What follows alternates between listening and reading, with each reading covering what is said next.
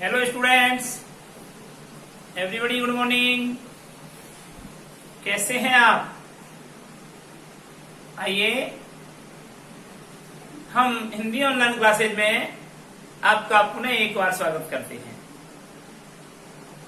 मैं भूदेव शर्मा आपको क्षितिज पाठ्य पुस्तक से ऋतु वर्णन पाठ पढ़ाने जा रहा हूं। आज हम भावार्थ पढ़ेंगे और पाठ का पार्ट नंबर 2। देखिए, ये किताब का पद्य है, पद्य नंबर 1 और पद्य नंबर 2। इसका हम भावार्थ करेंगे। भावार्थ से पहले सबसे पहले आप संदर्भ लिखेंगे। प्रस्तुत काव्यांश हमारी पाठ्य पुस्तक क्षितिज के कवि सेनापति द्वारा विरचित ऋतु वर्णन नामक काव्य से लिया गया है, जो पाठ्य पुस्तक के अध्याय 3 में संकलित है। ये हुआ संदर्भ। प्रसंग में लिखेंगे पद्यांश नंबर 1 के लिए कि प्रस्तुत काव्यांश में वसंत ऋतु का अद्भुत वर्णन करते हुए कवि ने मनोहर दृश्य उत्पन्न किया है। और भावार्थ लिखेंगे, कवि कहते हैं कि, ऐसा कहकर के, और इसका अर्थ लिखेंगे। और क्या है पद्यांश? वरनु वरनु तरु फूले उपवन वन सुई चतुरंग संग दल लहियतु है। बंदी जिमी बोलद वीरिद वीर कोकिल है, गुंजत मधुप गान गुन गईयतु है। अवे आस पास पहु पनु की सुबास सुई सोने पे सुगंध ताई मई रजयत है। अवे आस पास पहु पनु की सुबास सुई सोने की सुगंध माज सने रहियत है।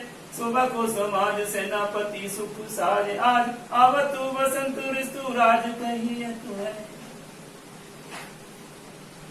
वरनु वरनु तरु फूले उपवन वन सुई चतुरंग संग दल लहियत है। बंदी जिमी बोलत वीरिद वीर कोकिल है, गुंजत मधुप गान गुन गहियत है। आवे आस पास पहु पनु की सुबास सुई सोने की सुगंध माज सने रहियत है। सुबह को समाज सेनापति सुख साज आज आवतु वसंत ऋतु राज कहियत है। कवि सेनापति कवि ने वसंत ऋतु का मनोहर दृश्य यहाँ पर उत्पन्न किया है। ऋतु वर्णन करते हुए, विविध ऋतुओं का वर्णन करते हुए यहाँ वसंत ऋतु का अद्भुत सौंदर्यकरण किया है। और कहा है कि वन उपवन वाटिका में रंग बिरंगे फूलों से आच्छादित वृक्ष शोभायमान हो रहे हैं, जो ऐसा लग रहा है मानो वसंत रूपी राजा अपनी चतुरंगी सेना के दल को साथ में लेकर आ रहा है। अब यहाँ पर चतुरंग संग दल, सेना के 4 अंग होते हैं। आजकल तो 3 होते हैं, जल थल और नभ। लेकिन राजा महाराजाओं की जो सेना हुआ करती थी, वह सेना, उसके 4 दल हुआ करते थे, हाथी घोड़ा ऊंट रेंगड़ा। यानी कि रथ सवार, हाथी सवार, रथ सवार सैनिक, हाथी सवार सैनिक, घुड़सवार सैनिक और पैदल सैनिक। तो ये 4 प्रकार के सेना के भाग हुआ करते थे। उन चारों सेना में रंग बिरंगी ध्वज और हथियार से सुसज्जित सेना रंग बिरंगी दिखाई दिया करती थी।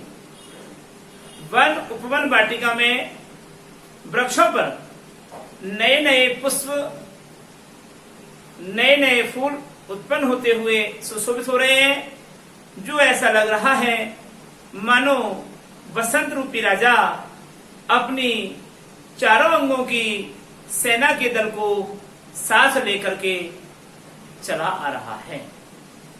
आवे आस पास पहु पन्नु की सुबास सुई, यानी रंगों बिरंगे पुष्पों से आच्छादित वृक्ष वन उपवन वाटिका में सुशोभित हो रहे हैं। सो ऐसा लग रहा है मानो वही वसंत रूपी राजा अपनी चतुरंगी दल की सेना को साथ में लेकर के चला आ रहा है। बंदी जिमी बोलद बिरद वीर कोकिल है गुंजद मधुप गान गुन गई तो है। कवि सेनापति कहते हैं कि जैसे राजा महाराजाओं की वंदना करने के लिए चारण और भाट हुआ करते हैं, जिनको बंदी जन कहा जाता है, वंदना करने वाले व्यक्ति। ये जी महाराजा धीराज पधार रहे हैं, महाराज की जय हो, इस तरीके से। जैसे आजकल भी होता है शादी विवाहों में ढोल बजाने के लिए, जब दुल्हन विदा होती है उस समय ढोल बजाता हुआ 1 2 3 4 युवतियां या युवक आते हैं और कुछ मांगते हैं, पैसा बेटा वाले की तरफ से। तो वो जय जयकार लगाते हैं कि फलाने महाराज के फलाना लड़का हुआ, फलाने यहाँ के विवाह करने के लिए आया है, ये तरीके से गीत गाते हैं। उसे बंदी जन कहते हैं, वंदना करने वाले चारण और भाट, ठीक है, जिसको आज के युग में जागा कहा जाता है। क्या कहा जाता है? जागा। वो आपके परिवार का संपूर्ण वंशावली का बखान करता है, गुणगान करता है, यशोगान करता है, उसे जागा कहते हैं। तो वह जागा का काम, बंदी जन का काम कौन कर रहे हैं? बसंत ऋतुराज के बंदी जन का वो कर रहे हैं। बंदी जिमी बोलत बीरद वीर कोकिल है, गुंजत मधुप गान गुन गई तो है। और कोयल अपनी मधुर ध्वनि में जिस बसंत रूपी राजा की मानो क्या कर रहे हैं?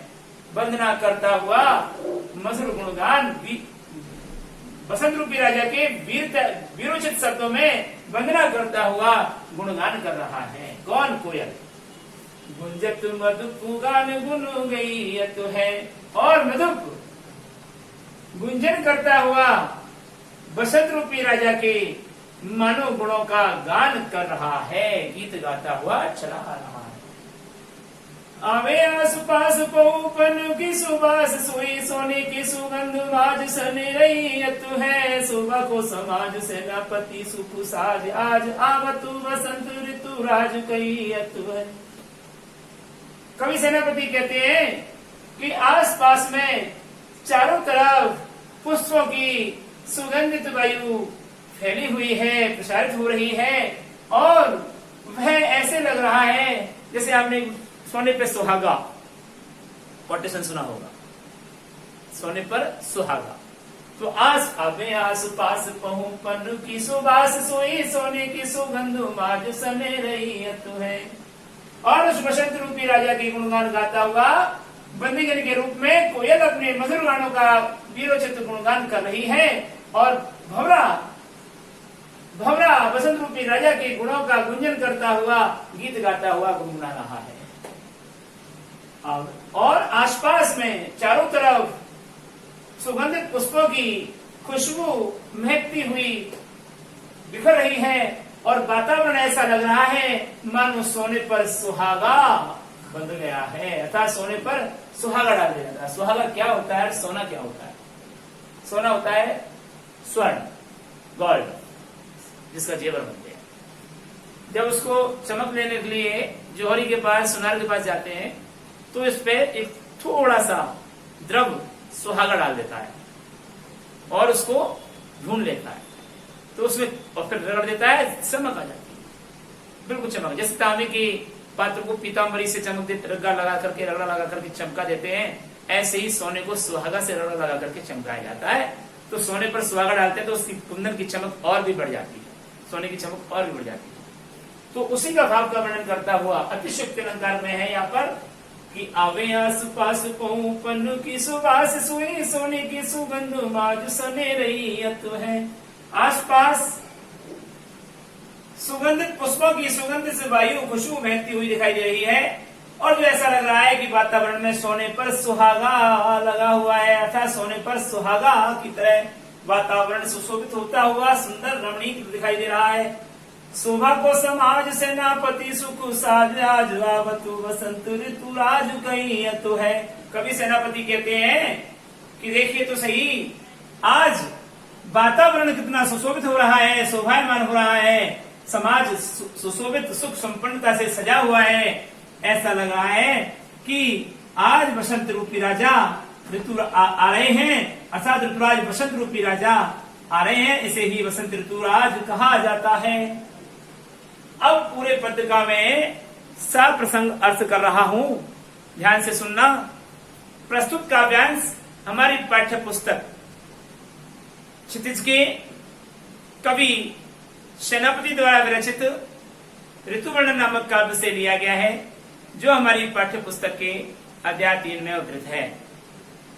पैराग्राफ चेंज करेंगे, प्रसंग रखेंगे। प्रस्तुत काव्यांश में सेनापति कवि ने ऋतुवर्णन काव्य के अंतर्गत वसंत ऋतु का सुंदर शोभा का वर्णन किया है। पैराग्राफ चेंज करेंगे और व्याख्या लिखेंगे। प्रस्तुत काव्यांश में कवि सेनापति कहते हैं कि वन उपवन वाटिका में विभिन्न प्रकार के वृक्ष फूलों से सुशोभित होते हुए शोभायमान हो रहे हैं। सो ऐसा लग रहा है मानो वसंत रूपी राजा अपने चतुरंगी दल के साथ में दल बल सहित चला आ रहा है, चतुरंगी दल की सेना के साथ लेकर के चला आ रहा है। वसंत रूपी राजा के गुणोगान का यश गान करते हुए बंदी जनों की भांति मानो कोयल उनकी वंदना गुणों का वंदना करती हुई गुंजन कर रही है, कूक रही है और भवरे बसंत रूपी राजा के गुणों का गान करता हुआ मधुर गुंजन करते हुए आ रहे हैं। वातावरण में चारों ओर आसपास सुगंधित पुष्पों की खुशबू महक रही है। सो ऐसा लग रहा है कि सोने पर सुहागा अर्थात रमणीक वातावरण में और भी सौंदर्यता का भान होने लगा है। समाज में, प्रकृति के समाज में अद्भुत सौंदर्य की शोभा बढ़ रही है।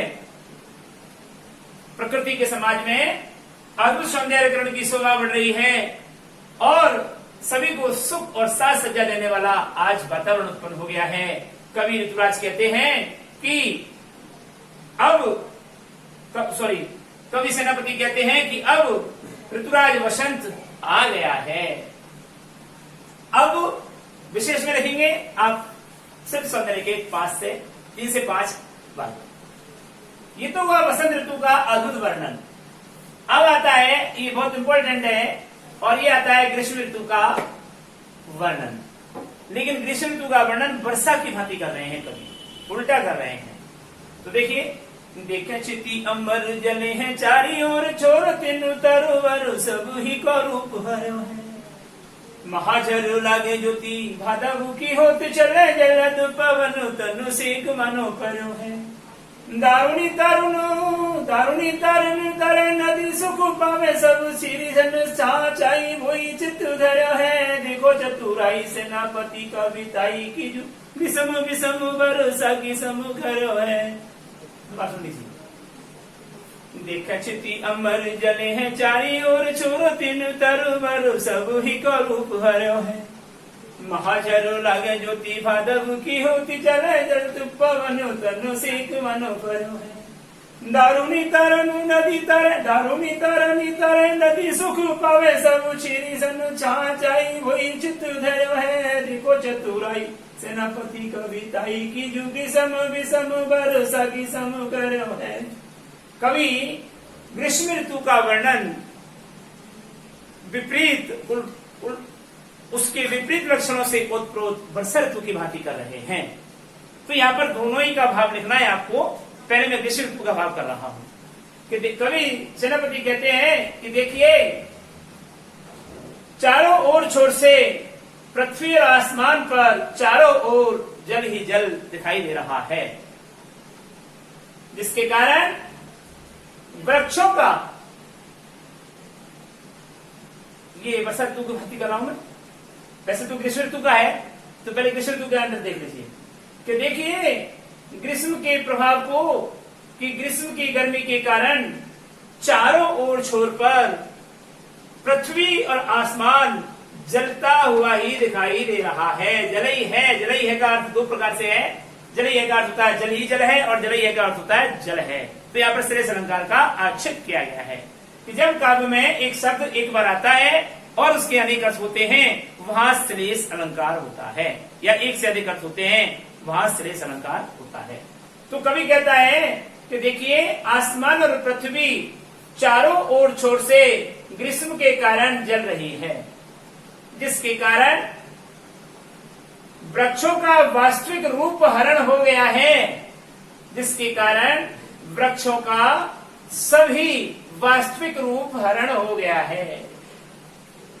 वर्षा ऋतु की भांति ग्रीष्म ऋतु कैसे बरस रही है, इसका उल्लेख करते हुए कवि सेनापति कहते हैं कि गर्मी की ग्रीष्म की महान झड़ी लगी हुई है।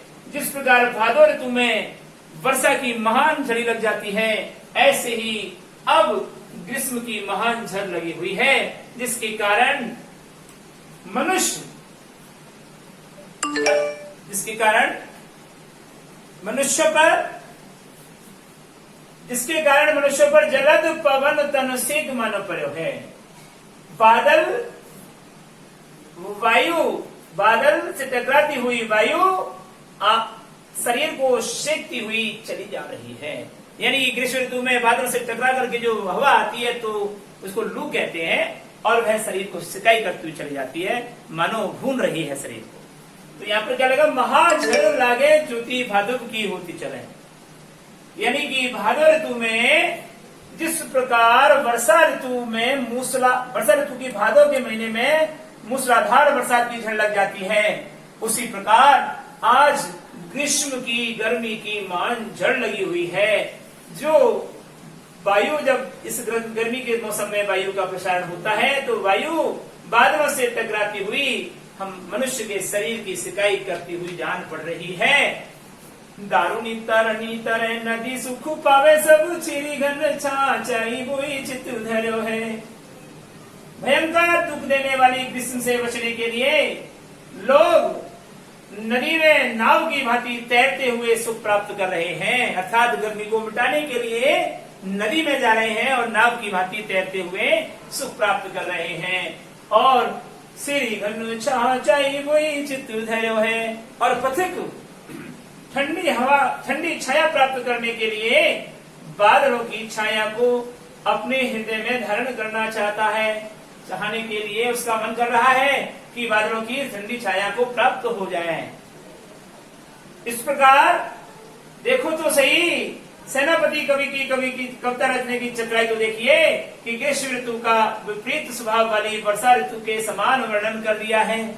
वर्षा ऋतु के समान कैसे वर्णन कर दिया है कि देखिए आसमान में चारों ओर छोर पृथ्वी और आसमान में जल ही जल दिखाई दे रहा है, जिसके प्रभाव से संपूर्ण वृक्षों का सब वास्तविक रूप हरा भरा हो गया है। वर्षा ऋतु के कारण हरा भरा हो गया है। ग्रीष्म ऋतु में इसका वर्णन करेंगे। देखिए ग्रीष्म के प्रभाव के कारण चारों ओर छोर पर पृथ्वी और आसमान जल रहा है, जिसके प्रभाव से वृक्षों का वास्तविक स्वरूप हरण हो गया है, नष्ट हो गया है। अब वर्षा तुम देखिए, महाझड़ लागे ज्योति भादो की होती चले। जिस प्रकार भादो के महीने में मूसलाधार बरसात की महान झड़ी लग जाती है, उस प्रकार ग्रीष्म ऋतु में गर्मी की महान झड़ी लगी हुई है। जलद पवन तनो सेग मनो पर्यो है। जिस प्रकार वर्षा ऋतु में पानी की बूंदें हवा से टकराती हुई, बादलों से टकराती हुई शरीर पर ठंडी ठंडी आन पड़ती हैं और मानो शरीर की सिकाई करती हैं, ठीक उसी प्रकार गर्मी के प्रभाव के कारण वायु का बादलों से टकराकर चलने से शरीर की सिकाई होती चली जा रही है, अर्थात लू लग रही है। इस भयंकर ग्रीष्म ऋतु में निजात पाने के लिए मनुष्य नाव की भांति नदी में तैरते हुए सुख प्राप्त कर रहे हैं। वर्षा ऋतु की भयंकर प्रभाव के कारण नदी में नावों में तैरते हुए मनुष्य सुख प्राप्त कर रहे हैं। श्री घन छाई वही चित धरो है। और वर्षा ऋतु से प्राप्त छुटकारा पाने के लिए बादलों की ठंडी छाया को प्राप्त करना चाहते हैं। उसी प्रकार ग्रीष्म ऋतु को छुटकारा प्राप्त करने के लिए, बादलों की ठंडी छाया को प्राप्त करने के लिए हृदय में विचार करते हैं। कवि कहते हैं कि देखो तो सही, कवि सेनापति की कविता लिखने की चतुराई तो देखिए कि ग्रीष्म ऋतु का विपरीत स्वभाव वाली वर्षा ऋतु के समान वर्णन कर रहे हैं। ठीक है, तो इसका आशय प्रसंग हिंदी में अनुवाद देखिए। इसका आशय प्रसंग हिंदी में अनुवाद देखिए कि इसका अब मैं अर्थ कर रहा हूं, सह प्रसंग अर्थ कर रहा हूं, ध्यान से सुनना, रिपीट कर रहा हूं। प्रस्तुत काव्यांश हमारी पाठ्य पुस्तक क्षितिज के कवि सेनापति द्वारा रचित ऋतुवर्णन नामक काव्य से लिया गया है, जो हमारी पाठ्य पुस्तक के अध्याय 3 में संकलित है। प्रस्तुत काव्यांश में कवि सेनापति ने वर्षा ऋतु को ग्रीष्म ऋतु को की भांति वर्णन किया है, या ये कह सकते हैं कि ग्रीष्म ऋतु का वर्णन वर्षा ऋतु के समान कर दिया है। यहाँ कवि की कविता लिखने की विभिन्न प्रकार की चतुराई का स्पष्टीकरण किया है। कवि सेनापति कहते हैं कि देखिए, चारों ओर आसमान में, पृथ्वी और आसमान चारों ओर से ग्रीष्म ऋतु के कारण, गर्मी के कारण जलता हुआ सा दिखाई दे रहा है, जिसके प्रभाव से वनस्थली में सभी ओर वृक्षों का वास्तविक रूप हरण हो गया है, अर्थात वृक्षों का हरा रूप नष्ट हो गया है। जिस प्रकार भादौ ऋतु में मूसलाधार बरसात की झड़ लग जाती है, ठीक उसी प्रकार ग्रीष्म ऋतु में गर्मी के प्रभाव के कारण भादौ की ऋतु की भांति महान झड़ लगी हुई है, गर्मी की महान झड़ लगी हुई है, अर्थात लू चल रही है, जिससे बादलों से टकराती हुई वायु शरीर की सिकाई करती हुई जान पड़ रही है, अर्थात लू के कारण शरीर तप रहा है। भयंकर गर्मी को, भयंकर दारुण दुख देने वाली गर्मी के से बचने के लिए मनुष्य नदी में नाव की भांति तैरते हुए सुख प्राप्त कर रहे हैं, और बादलों की ठंडी छाया को प्राप्त करने का मन चाह रहा है कि किस प्रकार बादलों की ठंडी छाया प्राप्त हो जाए और ग्रीष्म के प्रभाव से निजात पाया जा सके। देखिए, कवि सेनापति की कविता लिखने की चतुराई तो देखिए कि ग्रीष्म ऋतु का वर्णन विपरीत स्वभाव वाली वर्षा ऋतु के समान कर दिया है। यहाँ पर ये तो हुआ ग्रीष्म ऋतु के संदर्भ में।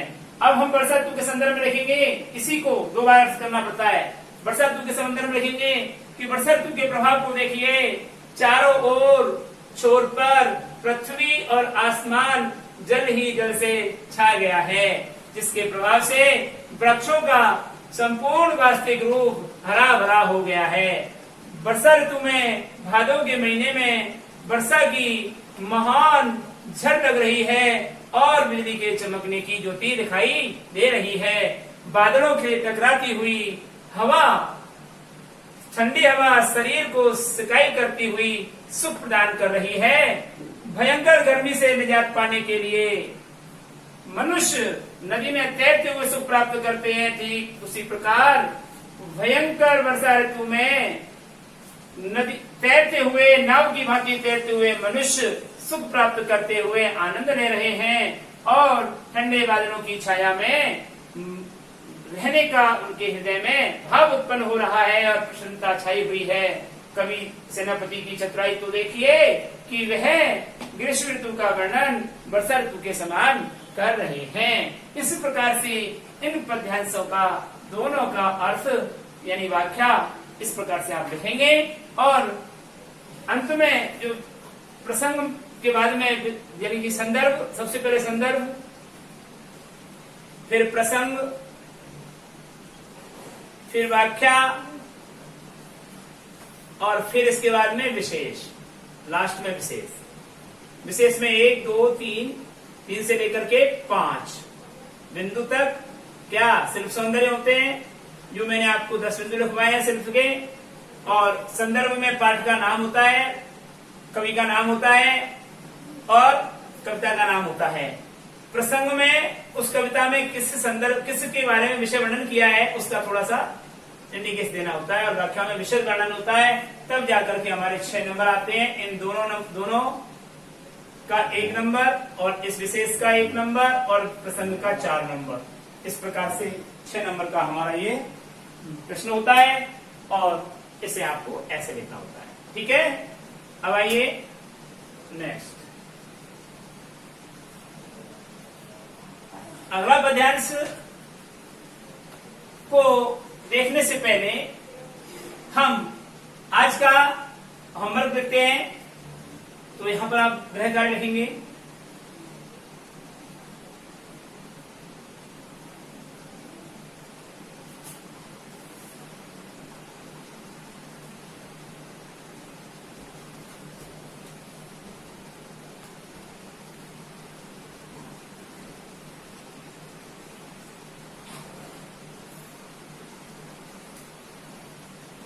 गृह कार्य में क्वेश्चन नंबर 1,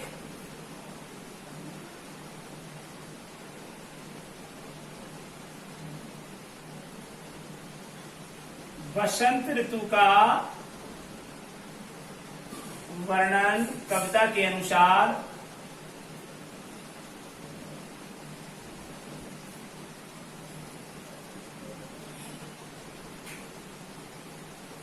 अपने शब्दों में कीजिए।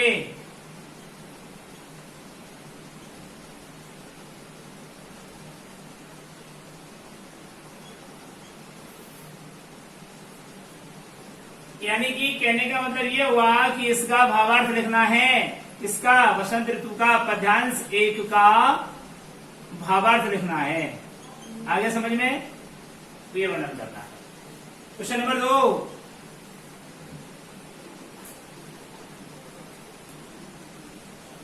पद्यांश 2 का सह प्रसंग नहीं, करेंगे। क्वेश्चन नंबर 2, कवि सेनापति की कविता रचना की क्या चतुरता है?